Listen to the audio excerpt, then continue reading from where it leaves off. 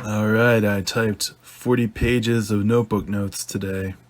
40 pages in the notebooks, only about 14 pages in Microsoft Word. But anyway, this is World Solution Writing Process, episode 22. And for the Random Fragments series, which will be continuing for a while, we are up to part 5. This is the 5th episode involving my random fragments. To remind the listener of what is going on, I am trying to write a book that will bring down global capitalism. And I am putting my writing process in the form of a podcast, really to motivate myself mostly. But anyway, I am taking what I wrote in a notebook, in a series of notebooks, typing the words into a Word document, but it's random fragments out of order that I will sort into categorical chapters. So, I've already explained that on prior episodes, so I'm just going to get into it. A fragment from the chapter The Main Veins of Marxism. We are trapped between the reformist tendencies of democratic socialism versus the incomplete break with Stalinism embodied by orthodox Trotskyism, as well as the pointless futility of anarchism. Next fragment from West and the Rest Geopolitics chapter. The reason geopolitics matters, rather than a simple support for revolution in every country being sufficient, is because Western democracy remains worthy of defense despite all its flaws and despite capitalism, in the face of reactionary authoritarian mixed economies spreading across the world, and even the USA facing the threat of fascism. Next fragment from the chapter Why Regime Change. Haven't there been enough protests? Why hasn't capitalism fallen yet from all these protests? Reform protests begin to look like big social events for people who would rather mentally avoid examining the futility of what they are doing, in the name of getting to belong, be part of something, and feel like they're achieving something, rather than assess whether they truly are. Another fragment, same chapter. Why Regime Change? Since Marx contended that revolution shifts consciousness, and revolution is a struggle for change of government, then the struggle for a change of government is what shifts mass consciousness, as well as the altered material conditions of artificial scarcity being abolished, even if initially done so by a vanguard government consisting of a mass minority rather than democratically representing the majority, though certainly representing the majority's material well-being. Next fragment, same chapter, Why Regime Change. Mass parties are not the answer because to be a mass party under capitalism, you must compromise your politics. Instead, what is needed is a small movement which organizes a parallel government. Sometimes I have some random lyrics in here. Permanent neoliberal dictatorship. Oof. Next fragment. West and the Rest. Democratic internationalism versus Western imperialism.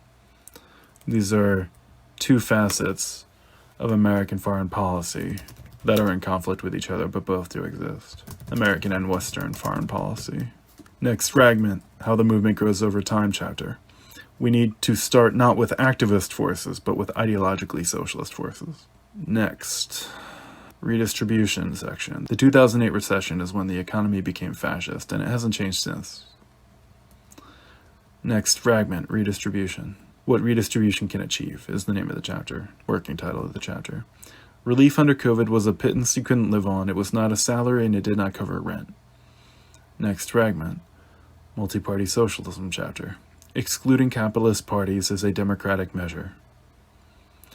Next fragment, National Refoundation chapter.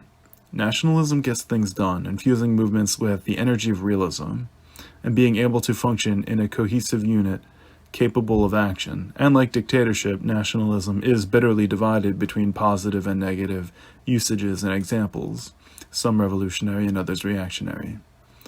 Next fragment, Why Regime Change chapter. If we intervene at all in reform struggles, it should be less as participants and more as educators, teaching people why a revolutionary struggle is necessary, which necessarily goes beyond the bounds of their own movement, and beyond the very street actions at which you might make such an argument. Next fragment, Parallel Government chapter. We start a parallel government from individual socialists, small socialist groups, and local branches or caucuses of the large socialist groups, rather than immediately addressing the whole group. Next fragment, chapter National Refoundation. We must be dorky enough to call for a national refoundation on a socialist basis. Next fragment, chapter Class and Identity. Minority Report, the science fiction movie, is the ultimate criticism of #MeToo, punishing people for things they might have done. Next fragment, revolutionary history chapter. We must have empathy for future generations. Next fragment, workers' councils chapter. Collectivization from below. Strike waves evolve into grassroots bottom-up collectivizations. Laftivism, we gotta have the birthday party aesthetic. Fragment on change of government chapter. In January 6, we find the reactionary mirror image of what revolutionaries may have to do. Next fragment, time is running out, accelerate now chapter, which will probably be the introduction to the book. We need to fix the world soon and fast. Next fragment, how the movement grows over time. Start socialist discussion groups and education programs, independent of any organization or aligned with any group. Fragment on fascism chapter. Make no mistake, January 6 was an orgy of fascist violence. Next fragment, why regime change chapter. Okay, I get a little goofy here. Mike McNair's strategy of patience, more like Mike McNair's flatulence of penis. Those words sound vaguely similar in English for anyone reading this in some other language. I can imagine Iranians in mid-revolt reading this book in Farsi, seeing the above lines, and realizing they're breaking the indecency laws of the religious police by even being in possession of this text. Hopefully, the underground Iranian resistance can have their spirits lifted by the absurd mental image of a British Marxist farting through his dick. Anyway, next fragment from chapter Declaration of National Refoundation, which is different from the chapter on National Refoundation. One explains the concept and the other is more of a oratorical declaration, or like a proposed one, a sample one. We must overthrow the ruling class to fully achieve balance within ourselves. Next fragment, change of government. Taking power can be a king of the hill struggle for one main building. Next fragment, why regime change chapter. We keep putting the revolution off in favor of the current trending issue. Next fragments, class and identity chapter. The revolution is very problematic. The revolution is not woke. It is not politically correct. Next fragment, West and the Rest geopolitics chapter. Rather than revolutionary defeatism, the power nations need internal changings of the guard driven by political rather than military crises. Popular revolution without state collapse. Fragment on crowd revolution strategy. In the February Revolution of 1917, the elite troops known as the Cossacks were ordered to fire on the protesters, but fired on the police instead. Next fragment, West and the Rest geopolitics. Wars for independence are a form of intercapitalist conflict, which nonetheless may not be imperialism. Next fragment, strategy. Tsarskoye Selo had a garrison of 40,000 troops guarding the Tsar. That's where the Tsar stayed, Tsarskoye Selo. But instead they joined the revolution. The 40,000 troops guarding the Tsar defected.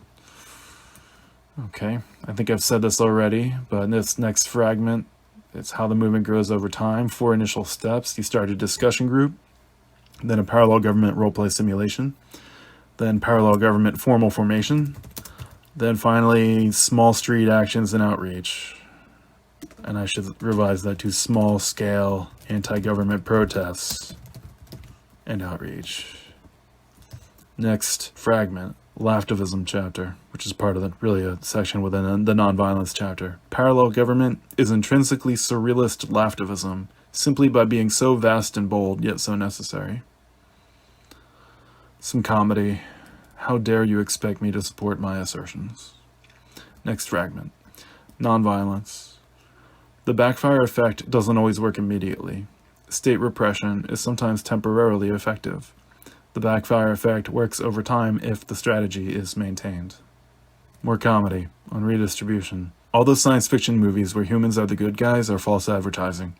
Humanity needs an economic bill of rights, because if we don't put the human right to food in writing, our species will literally just let you starve. Next fragment, nonviolence. It's possible to block highway exits instead of entire highways. Next fragment, multi-party socialism. Free yourself from anarchism. Let go of the burdens of upholding its absurd stances. Next fragment, parallel government chapter.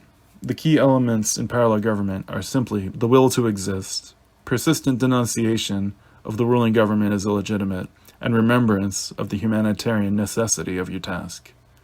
Hatred for reformism. Keep it rolling. Trotsky was a Scorpio. That goes in the Revolutionary Dictator chapter. Revolutionary Dictatorship. Next fragment, change of government chapter. You can use paintball guns with frozen balls or pepper spray balls, as police do in crowd control. Some nonviolence tactics in the nonviolence chapter. You can have creative protest actions, die-ins and symbolic protests, artistic protests. Next, strategy chapter fragment. The Bolsheviks were relevant not solely for advocating revolution, but doing so within a parallel government. Likewise, modern revolutionists must advocate and organize a parallel government for our revolutionary stance to even be practical, realistic, or relevant. Next fragment, revolutionary dictatorship chapter. If you insist that the entire planet must become socialist before socialism can be democratic, most of the planet will never support socialism. If instead the revolutionary dictatorship is a short-term transitional dictatorship followed by democracy, as in the European Enlightenment revolutions, this is a position a sufficient number of people could accept, especially if that, quote, dictatorship, end quote, came in the form of a revolutionary legislature which has simply been forced to resort to repressive measures, rather than some formalized Napoleon-style direct executive rule. Next fragment, National Refoundation chapter. Every country is unavoidably nationalist and has a right to be, but the question is what they do with that nationalism. Imperialism, racism, authoritarianism, and capitalism, or democracy, equality, and socialist revolution. Next fragment, multi-party socialism chapter. Currency loses its characteristic of capital if the means of production is seized, effectively becoming a form of labor token. Since currency is a commodity which represents labor time implicitly already, the key is to end the theft of labor time by ending exploitation, by seizing the means of production, not necessarily altering the currency. Next fragment, again on the multi-party socialism chapter. Monolithic, purely bureaucratic planned economies have similar cyclic crises as capitalism, but these cycles seem to have a longer interval and a deeper downswing. Fragment from the chapter, Capitalism is Bad. Quote, socialism for the rich and capitalism for the poor, end quote, is just how capitalism works. Next fragment. Multi-party socialism chapter fragment. Primitivists are people going through extreme alienation, who misattribute its source to technology instead of class hierarchy and subtle exploitation. Chapter on crowd revolution strategy fragment. The Donbass unrest could be considered a reactionary crowd revolution similar to Egypt's Tamarad AstroTurf revolution, which turned out to be a trick to reinstall the military dictatorship into power. Next fragment, multi-party socialism chapter. To be a socialist, you have to be a logistician and an industrial engineer, or at least be able to get your feet wet in such topics, if not an expert. So here's a quote from Lenin, and it's from the article titled Integrated Economic Plan in Pravda in 1921. The old man said, quote, the task is to learn from them, meaning specialists, engineers, and to help them broaden their worldview on the basis of achievements in their particular field, always bearing in mind that the engineer's way to communism is different from that of the underground propagandist and the writer. He is guided along by the evidence of his own science, so that the agronomist, the forestry expert, etc., each have their own path to tread towards communism. The communist, who has failed to prove his ability to bring together and guide the work of specialists in a spirit of modesty, going to the heart of the matter and studying it in detail, is a potential menace. We have many such communists among us, and I would gladly swap dozens of them for one conscientious, qualified bourgeois specialist. Next fragment, chapter Multi-Party Socialism. If you think the city is a more polite place, you misunderstand. The city is more country than the countryside. The same essential backwardness and barbarism, but at a higher concentration. Next fragment, chapter Change of Government. In mental hospitals, the orderlies are able to restrain people without harming them by using 4 or 5 people to do it. Police sometimes beat people because they are trying to restrain someone while the police themselves are considerably outnumbered. Next fragment, chapter on combat. When instructing opposing forces to surrender, it can make sense to tell them to put their weapons in a pile so all the surrendered weapons can be conveniently monitored and managed in one location. And a note to myself to rewatch SpongeBob. Okay, next fragment, time chapter. Time is running out, accelerate now, intro chapter. As crimethink.com says, quote, cradle the seed even in the volcano's mouth, end quote. Cool. I was listening to some Rostan Saga music. Let me see if I can put it on. I wonder.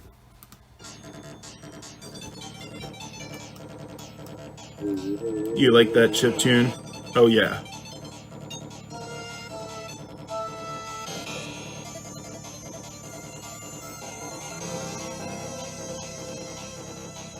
That's the sound of the revolution. Gotta be a sci-fi adventure hero of the people, leading the rising against the dystopia, with that music in the background. Ooh yeah. Okay. Enough of that. Back to the fragments. You were temporarily spared. So next fragment, West and the Rest, geopolitics chapter. It's possible that despite the EU, Europe's intrinsically fragmented nature means that Europe has no ability to form a will of its own, and will always be torn between the influence of the USA to the west and Russia and China to the east. Next fragment, movement grows over time chapter. The impracticality and conflict of interest of a revolutionary organization having 501c3 status, literally being registered with and having its finances monitored by the very government which it exists to overthrow, makes any kind of digital recurring membership dues either impractical or undesirable.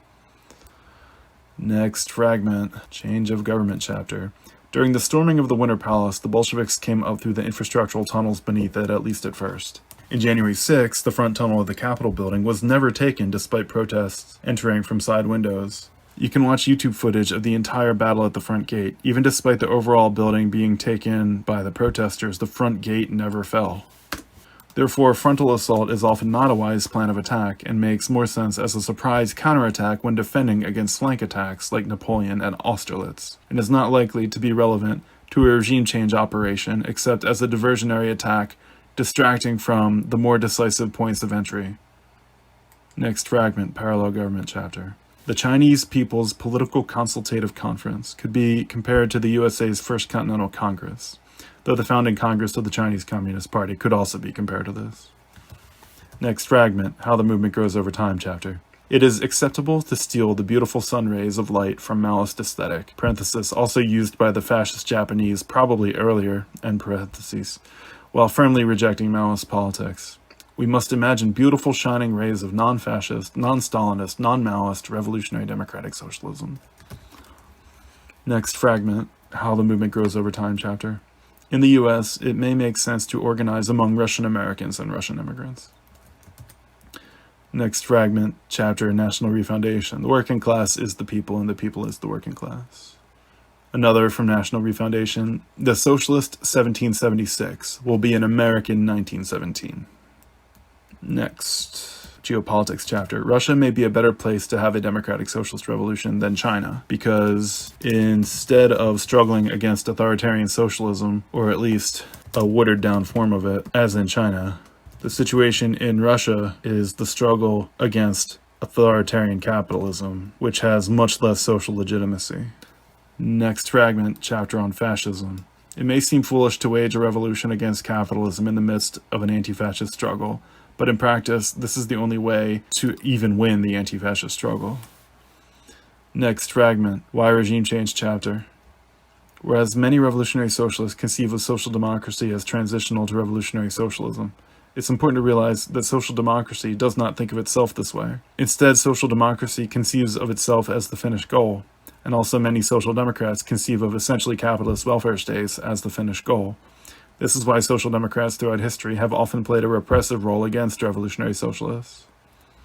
Next fragment, how the movement grows over time chapter. The key to charisma is simply purpose and dedication, not a fancy personality. Next fragment, capitalism is bad chapter. 5 billion people lost wealth during COVID and the wealthy doubled their wealth. And I'm supposed to look up an article that proves that. Anyway, next fragment, why regime change chapter.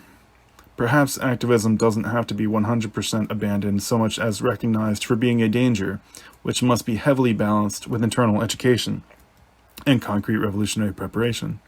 It's important to understand internal education not solely as an instrument to improve activism, but instead as the lifeblood which clarifies a group's purpose of even existing and clarifies the types of actions a group will take once in power. Next fragment, Crowd Revolution Strategy chapter. Many insurrectionists assume that the best way to be revolutionary, in the sense of seeking overall social change, is to be insurrectionary, in the sense of creating disruptions. The reverse is also true, and more important. The best way to create and organize disruptions is to pose general questions of social change and social system by organizing governmental dual power. Next fragment, Parallel Government chapter.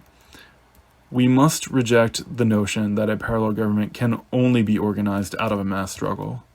Just because the spontaneous historic trend so far has been that parallel governments form out of mass movements does not mean that the opposite has never occurred, or shouldn't be intentionally pursued. Governments in exile are great examples of governments which may consist of only handfuls of people but can end up playing a significant role. Revolutionary organizations sometimes function implicitly as parallel governments without their participants being conscious of it. Next fragment, Multi-Party Socialism chapter. Even a corrupt state is better than no state. This is fortunate, since humans are notoriously corrupt. So a corrupt state is likely the only one we'd ever have until social progress advances quite far. Next fragment, Class and Identity chapter. When you split your focus, your strength and urgency get dispersed and weakened. There is more strength in a singular focus than in multitasking. Next fragment, Multi-Party Socialism chapter. The problem is the division between orthodox Trotskyists who continue their unintentional subconscious defense of Stalinism in practice, and the unorthodox Trotskyists who have fully broken with Stalinism but variously collapse back into either new left cultural politics or social democratic reformism. What is needed is a revolutionary democratic socialism free from identity politics, whether it calls itself Trotskyist or not. Next fragment, Class and Identity. Quote, intersectionality, end quote, always means identity politics in practice.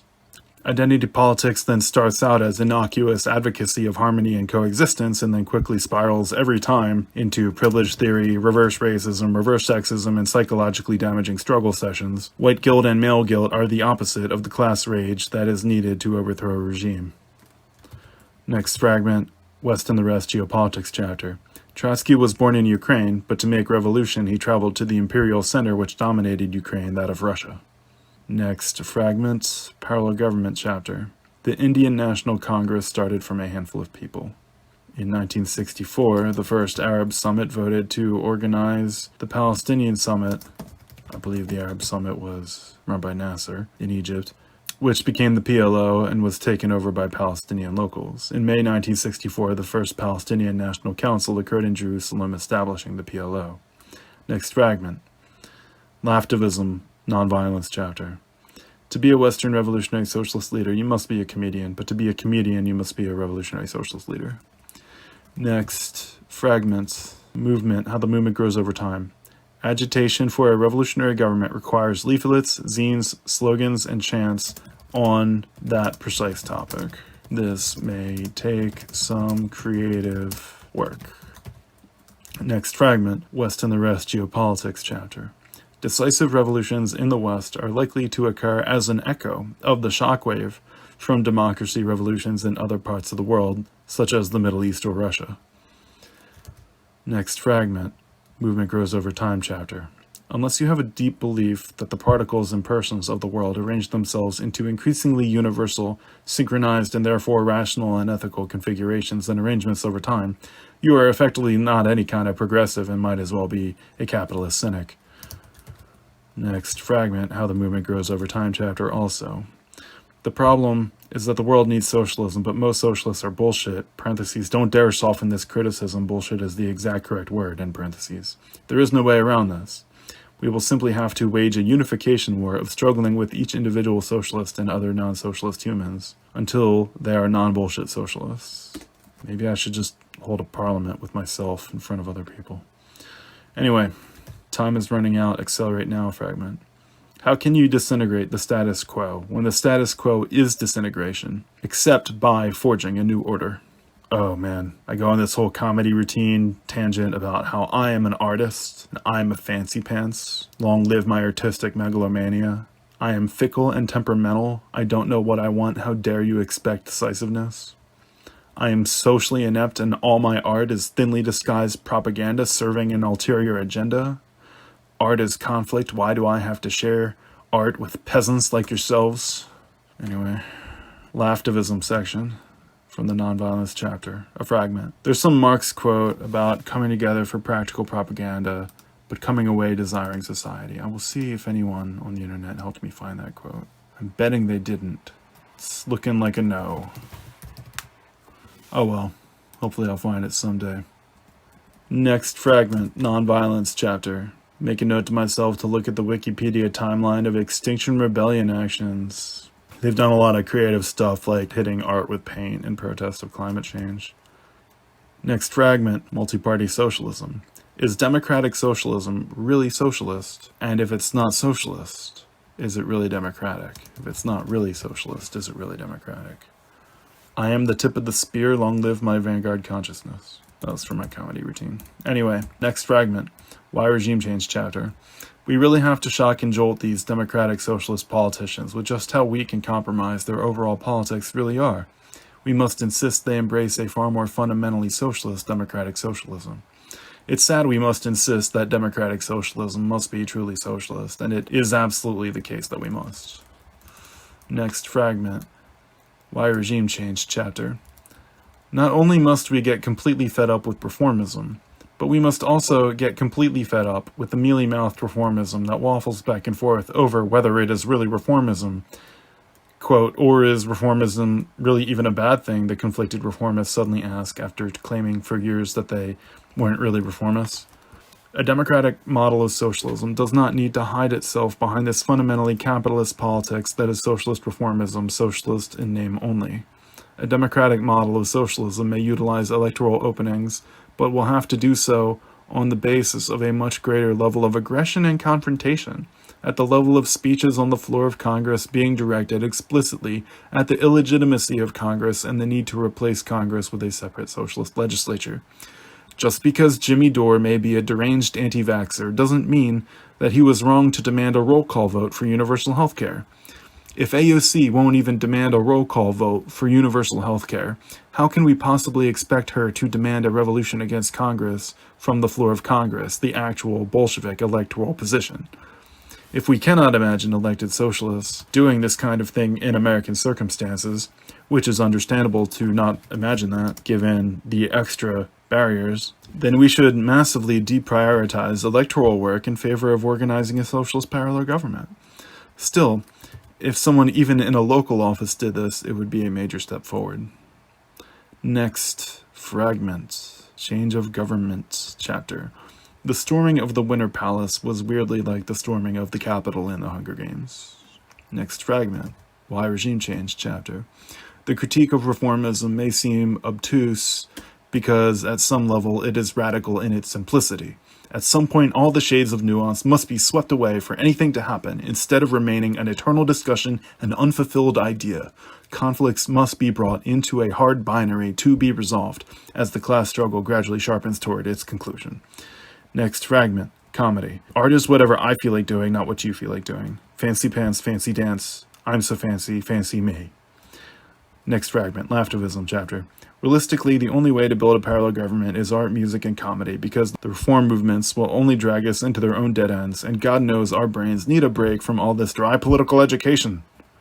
Comedy fragment. Don't you miss COVID? It built character. It was like a camping trip that lasted for years that hasn't yet completely ended. I have a Trotsky compulsion. I have to tell you about Trotsky. You have to like him. Next fragment. How the movement grows over time chapter. I used to say I didn't want friends, I needed comrades. Now I most certainly need friends, but quite seriously, true friendship is revolutionary socialist organizing, because what kind of friend lets a friend be forced to keep living in capitalism? True friends help each other overthrow capitalism, and if you're not doing that, you're not really doing what is best for your friends.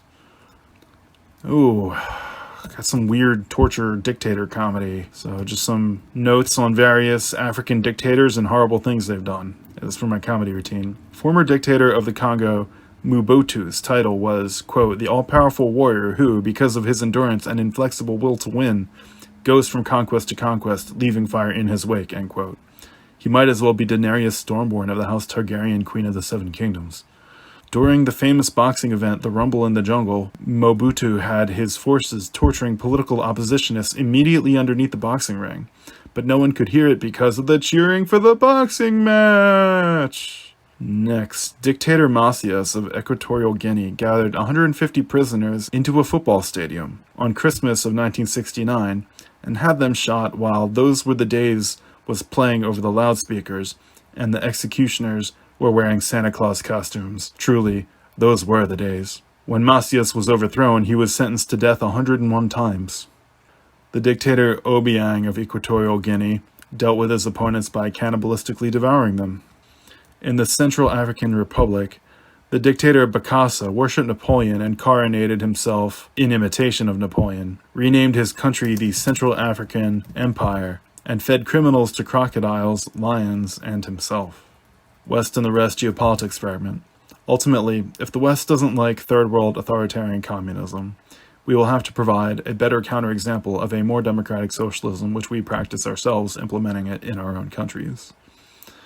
Next fragment, also West and the Rest geopolitics. The problem with the Libyan civil war is that pro-democracy rebels do deserve foreign support, but the developing world needs socialism to achieve stability, and the West doesn't export socialism, parentheses, or at least not yet, end parentheses. Mwahahaha. Comedy fragment. Eritrean President Afwerki put prisoners in shipping containers. In Angola, the MPLA massacred their opponents on Halloween. Robert Mugabe once explained that he killed random people because, quote, you can't tell who is a dissident and who is not, actual quote. So he killed random people just to be sure. Next, he refused to appoint a successor because he believed he was immortal. The Ugandan dictator Idi Amin once executed someone for laughing at his title of, quote, Lord of all the beasts of the earth and all the fishes of the sea, end quote. He actually was serious, turned out. Wasn't supposed to laugh at that.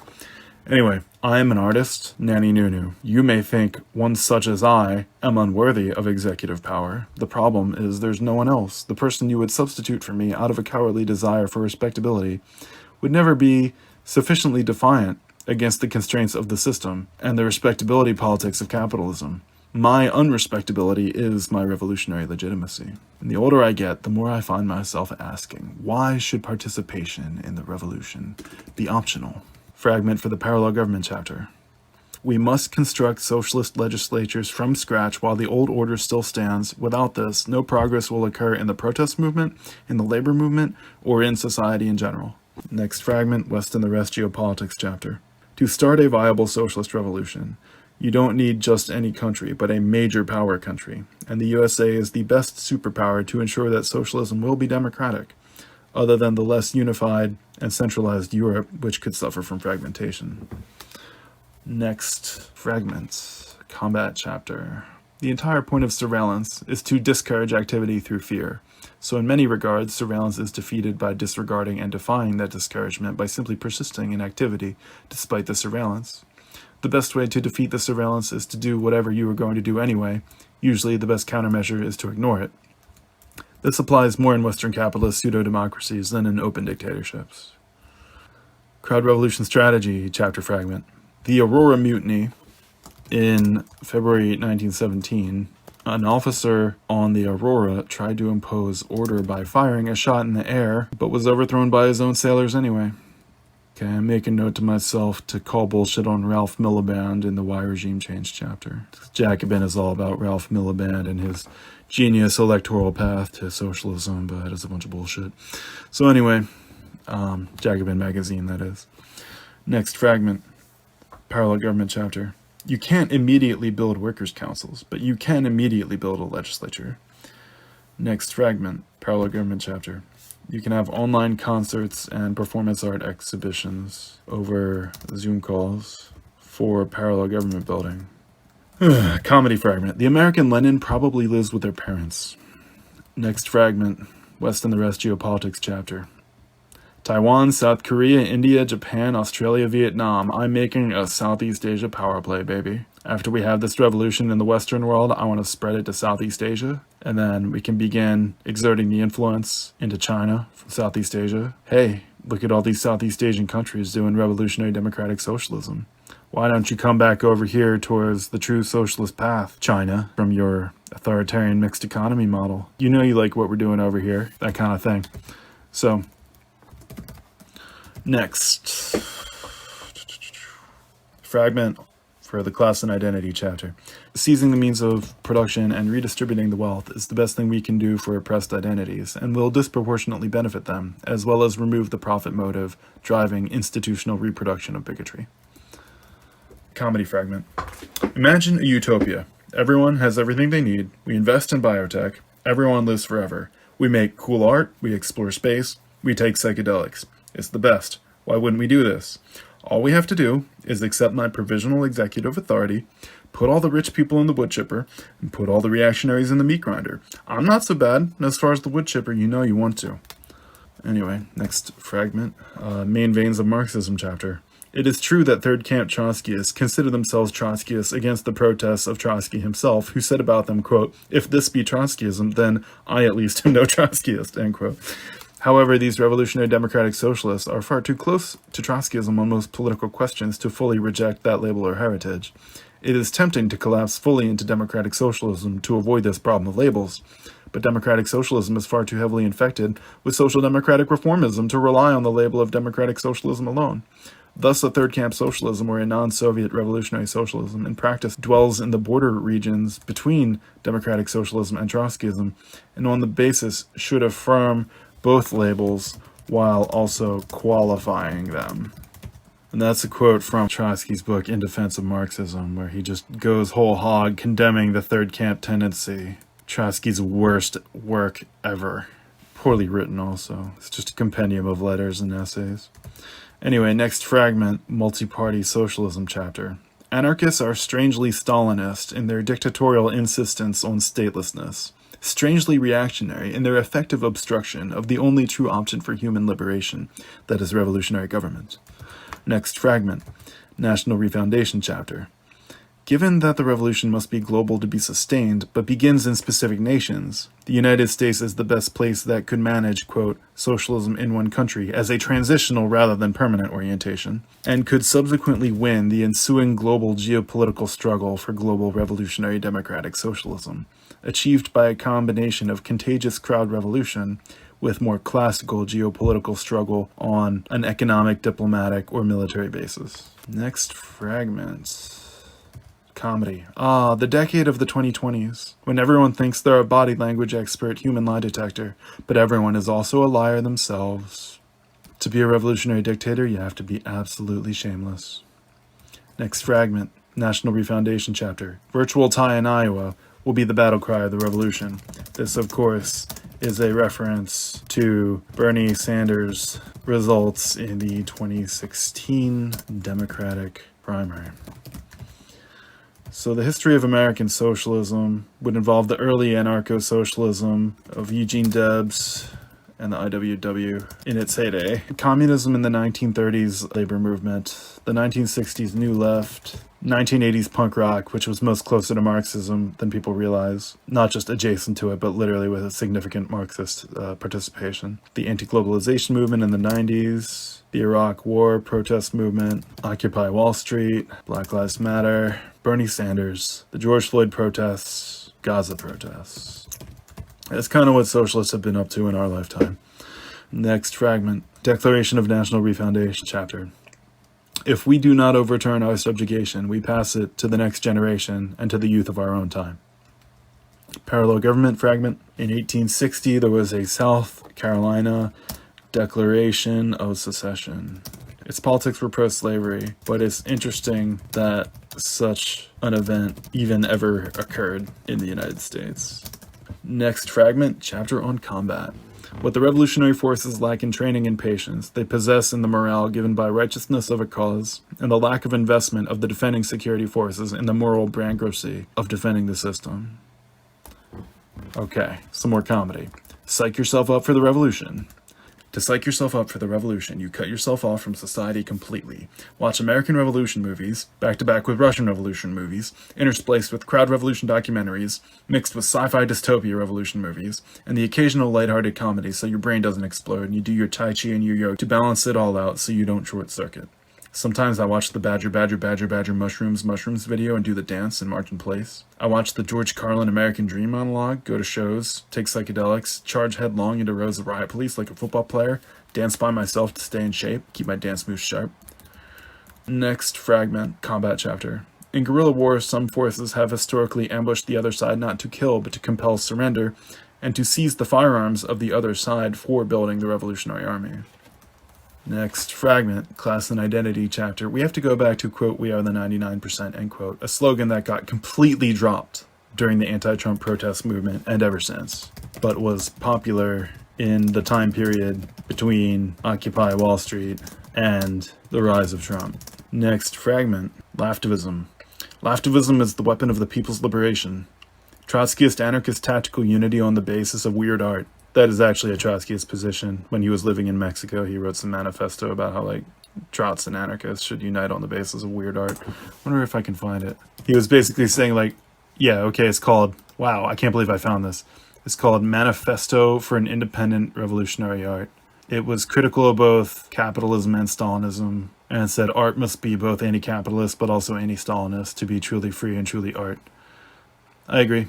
Next fragment, National Refoundation chapter. The American Revolution was a legitimate class struggle by colonial second-class citizens against imperial subjugation. Next fragment, Time is running out fragment. Time is running out, accelerate now fragment. This is some quote from the Communist Manifesto. The conditions of bourgeois society are too narrow to comprise the wealth created by them. And how does the bourgeoisie get over these crises? On the one hand, by enforced destruction of a mass of productive forces. On the other, by the conquest of new markets, and by the more thorough exploitation of the old ones. That is to say, by paving the way for more extensive and more destructive crises, and by diminishing the means whereby crises are prevented. This explains the continual escalating crisis that is our lives. Okay, and then finally, the final fragment of the night for the chapter Declaration of National Refoundation. I make note to include two key documents. Quotations from Article 25 of the United Nations Declaration of Human Rights, Universal Declaration of Human Rights, which involves the right to healthcare, housing, and food. And then also in the International Covenant on Economic, Social, and Cultural Rights from 1966, there were provisions for food and housing to be universal human rights. And that is also a United Nations document. Went into effect in 1976. So the world is literally not following its own rules at the level of international governance. Every country, conceivably could be subject to a United Nations Blue Helmets occupation to compel it to provide the human right to healthcare, housing, and food, which most governments are not providing. Not really. So honestly, every country should be invaded by the world. Is actually how I feel. And I know that's not practical because the United Nations is really just a reflection of the nations within it. But think about it. Is it really so weird to say that there needs to be a global crusade of liberation guaranteeing people's economic rights? I don't think so. And it doesn't have to be anti-democratic. It should be pro-democratic. This is my vision. Some people have talked about a global democratic socialist republic. I support it. But how do you get one? By a global democratic socialist unification war. A global crusade of liberation. Like a World War III to turn the world democratic socialist. Why not? Do you think this will happen peacefully? I sure hope so. I hope it's contagious crowd revolutions. But there's going to be moments where that doesn't completely work out, where the crowds need some military support. And in some countries which are just completely resistant, there may be people on the ground who are for it, but the government are, just shooting them when they protest. And what do you do then? So, yeah, that's the T. Long live the unification war. Anyway, this has been episode 22 of World Solution Writing Process. You being subjected to the random fragments I type in out of my composition notebooks into my computer before I sort them into their correct categorical chapters. Thank you for listening. Have a good night. Signing off.